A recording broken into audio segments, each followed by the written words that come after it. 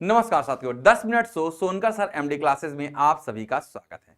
आज हम लोग बात करने वाले हैं बायोस्फीयर रिजर्व इन इंडिया। बेटा क्या बायोस्फीयर रिजर्व के इतिहास को जानेंगे और अभी तक बायोस्फीयर रिजर्व कितने हैं, मैन एंड बायोस्फीयर रिजर्व क्या है, यूनेस्को द्वारा कब बनाया गया, ये सारी जानकारी आपको देखने को मिलेगी। और लास्ट में बेटा एक प्यारी सी ट्रिक है जिससे आप सारे के सारे बायोस्फीयर रिजर्व को चुटकियों में याद कर लेंगे। चलिए ध्यान दीजिएगा, समय और शिक्षा का सही उपयोग ही व्यक्ति को सफल बना देता है।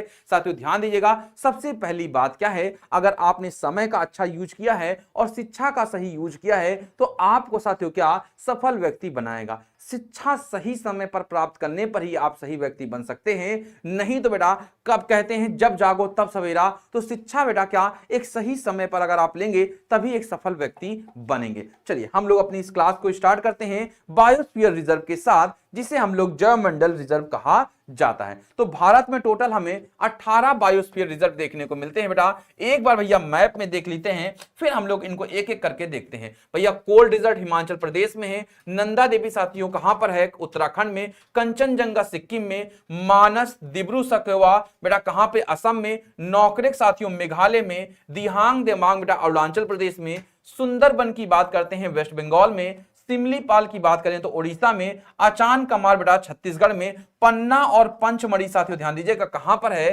पन्ना और पंचमढ़ी साथियों हमें मध्य प्रदेश में, कच्छ साथियों ध्यान दीजिएगा कहां पर है तो रण ऑफ कच्छ साथियों गुजरात में, शेषाचलम साथियों ध्यान दीजिएगा आंध्र प्रदेश, नीलगिरी बेटा ध्यान दीजिएगा नीलगिरी हमें कहां देखने को मिलता है, नीलगिरी हमें केरल में देखने को मिलता है। और गल्फ ऑफ मन्नार की बात करते हैं साथियों तो भैया कहां पर है, गल्फ ऑफ मन्नार और अगस्त्यमलाई दोनों हमें तमिलनाडु के पास देखने को मिलते हैं। चलिए ध्यान दीजिएगा बायोस्फीयर रिजर्व क्या होता है। तो बायोस्फीयर रिजर्व एक निर्दिष्ट क्षेत्र है जिसका उद्देश्य जैव विविधता का संरक्षण, अनुसंधान को बढ़ावा देना। साथियों क्या ध्यान दीजिएगा, इसमें साथियों अगर हम बात करते हैं तो कोर जोन होता है साथियों, क्या कोर होता है, बफर जोन होता है और ट्रांजिशन जोन हमें देखने को मिलता है। बेटा क्या बिल्कुल, तो ध्यान दीजिएगा कोर जोन हो गया, बफर जोन हो गया और ट्रांजिशन जोन हो गया। साथियों क्या ध्यान दीजिएगा कौन कौन सा जोन हमें देखने को मिलता है, बीच वाला बेटा बफर जोन, ये वाला ट्रांजिशन जोन और अंदर वाला बेटा कोर जोन हमें देखने को मिलता है।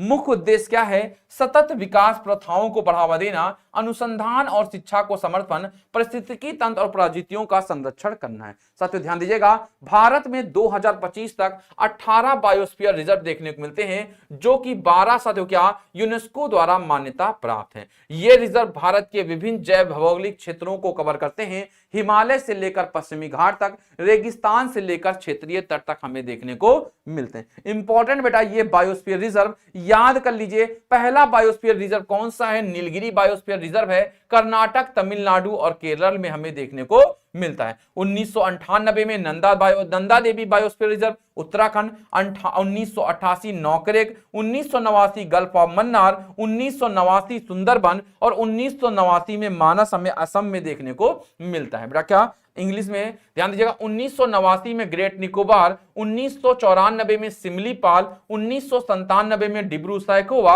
1998 में दिहांग दिबांग, 1999 में पंचमढ़ी और 2000 में कंचनजंगा नेशनल पार्क देखने को मिलता है।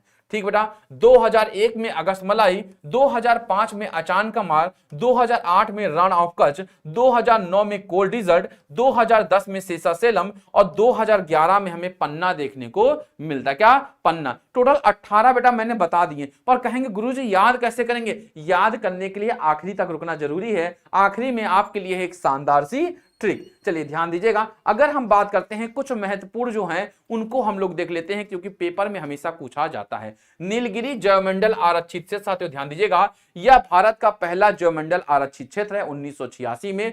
इसमें silent valley national park, Bandipur बेटा ध्यान दीजिएगा जो कर्नाटक वाला है वो भी आ जाता है, क्योंकि नीलगिरी जैवमंडल बेटा कहां कहां पर है, तमिलनाडु, केरल और कर्नाटक में। मधुमलाई शामिल है जो तमिलनाडु में देखने को मिलता है। ठीक है, पहला बेटा है सुंदरबन साथियों, क्या ये सबसे बड़ा मैनग्रोव वन है और रॉयल बंगाल टाइगर यहां पर मिलता है और यूनेस्को में 2001 में शामिल किया गया था। पन्ना बायोस्फीयर रिजर्व की बात करते हैं, हीरे की खदान के लिए फेमस बेटा क्या, हीरा। आपको सोनकर सर देते हैं सोना और मिलता है आपको हीरा। 2020 में यूनेस्को में शामिल किया गया था। भैया रॉयल बंगाल के लिए कौन बेटा, सुंदरबन है। और बाघों के लिए साथियों ध्यान दीजिएगा, हमें पन्ना बायोस्फीयर रिजर्व देखने को मिलता है। बेटा ध्यान दीजिएगा, मन्नार की खाड़ी बेटा ध्यान दीजिएगा डुगोंग के लिए है। मैंने कहा था डुगोंग कंजर्वेशन क्षेत्र कहां पर है, जिसे हम लोग समुद्री गांव कहते हैं। तो ये साथियों हमें तमिलनाडु गल्फ ऑफ मन्नार में देखने को मिलता है। यह दक्षिण और दक्षिण पूर्व एशिया का पहला समुद्री जैव मंडल है। ये बहुत ही इंपॉर्टेंट है आपके लिए।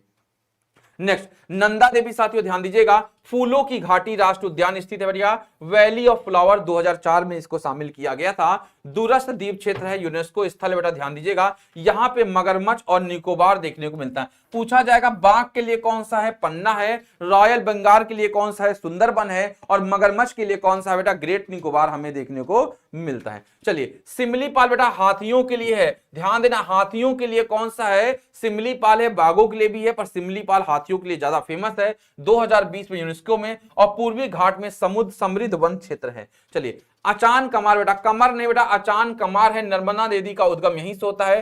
तेंदुओं के लिए बड़ा फेमस है साथियों, क्या तेंदुओं और बाघों वाला मध्य भारतीय है। तो पूछा जाएगा तेंदुआ के लिए अचान कमार हो जाएगा बेटा। चलिए नेक्स्ट देखिएगा, कंचनजंगा बेटा 2018 में यूनेस्को में दर्ज हुआ था। और यहां पर साथियों क्या रोडोडेंड्रोन और लाल पांडा पाए जाते हैं। ठीक है, नेक्स्ट देखिएगा, अगस्त मलाई बायोस्फीयर रिजर्व औषधीय पौधे और आदिवासी संस्कृति के लिए जाना जाता है। 2016 में शामिल किया गया है। भैया ये वाला बहुत ही इंपॉर्टेंट है साथियों, ध्यान दीजिएगा। बायोस्फीयर रिजर्व की बात करते हैं तो नीलगिरी साथियों ध्यान दीजिएगा, ये 12 है जो मैन एंड बायोस्फीयर रिजर्व में। नीलगिरी है, मन्नार की खाड़ी, सुंदरबन, नंदा देवी, नौकरेक, पंचमढ़ी, सिमलीपाल, अचान कमार, ग्रेट निकोबार, अगस्त मलाई और खंगचेंगोंग और पन्ना साथियों क्या, इसे साथियों कंचनजंगा कहा जाता है। साथियों ध्यान दीजिएगा, इसे हम लोग कंचनजंगा कहते हैं। ठीक है, कंचनजंगा इसे कहा जाता है। थोड़ा टाइपिंग में दिक्कत हो जाती है बेटा, क्या इसको हिंदी में ऐसे ही लिखते हैं। ठीक है, अंग्रेजी में कंचनजंगा कहते हैं। याद कर लीजिए बेटा, क्या है देखिए कंचनजंगा लिखा हुआ है, लिखा है ना बेटा, ध्यान दीजिएगा। अंग्रेजी में कंचनजंगा इसे ऐसे ही कहते हैं। पर बेटा आपके लिए सबसे इंपॉर्टेंट पॉइंट गुरुजी ने क्या कहा था, आपके लिए सबसे इंपॉर्टेंट पॉइंट है भैया साथियों ध्यान दीजिए, क्या है आपके लिए सबसे इंपॉर्टेंट पॉइंट भैया, कुल संख्या कितनी है, 18 है। सबसे पुराना कौन सा है, नीलगिरी है। सबसे नया कौन सा है, पन्ना है। सबसे बड़ा कौन सा है, कच्छ है। और सबसे छोटा कौन सा है, डिब्रू सैखोवा है। और आपके लिए बेटा ध्यान दीजिएगा, आपके मन की चीज ये साथियों ध्यान दीजिएगा, एक क्लास में भैया क्या एक स्लाइड में सारी चीजें याद हो गई। भैया नाना ने गुमसुम साड़ी दीपक आरती को सौंपी। अरे नाना ने चुप्पे से गुमसुम साड़ी दीपक आरती को सौंप दी। दीपक और आरती को सौंपी, दीपक और आरती याद है बेटा, बिल्कुल। कौन सा है, पर बहुत है गाना, अच्छा गाना कौन सा था दीपक आरती वाला भैया, ध्यान दीजिए। सिर्फ तुम में गाना था भैया, ध्यान दीजिएगा दीपक आरती की कहानी। तो सबसे पहले नीलगिरी 1986, फिर नंदा देवी 1998, ग्रेट निकोबार नौकरेक हमें देखने को मिलता है 1988 में। गा से साथियों क्या ग्रेट निकोबार, मां से मन्नार की खाड़ी, सू से सुंदरबन, मां से मानस, सा से सिमलीपाल, रिली से डिब्रू सैखोवा, दा से दिहांग दिबांग, पा से पंचमढ़ी, का से कंचनजंगा और साथियों क्या आ से अगस्त मलाई, रा से रन ऑफ कच्छ हमें देखने को मिलता है। था से ये टा है ठंडा मरुस्थल और साथियों सा से शेषाचलम की पहाड़ी और पा से पन्ना। सबसे नया कौन सा है, पन्ना है। सबसे पुराना कौन सा है, नीलगिरी है। अभी तक का भैया पहला और आखिरी 18 के 18 आपके साथ देखने को मिलते हैं। चलिए कुछ एमसीक्यूज, भारत का पहला जैवमंडल आरक्षित क्षेत्र कौन सा है, नीलगिरी है। भारत का एकमात्र समुद्री जैवमंडल आरक्षित क्षेत्र कौन सा है, मन्नार की खाड़ी है। सुंदरबन बायोस्फीयर रिजर्व किसके लिए प्रसिद्ध है, मैंग्रोव और रॉयल बंगाल टाइगर के लिए। पन्ना को यूनेस्को का दर्जा किस वर्ष प्राप्त हुआ था, 2020 में।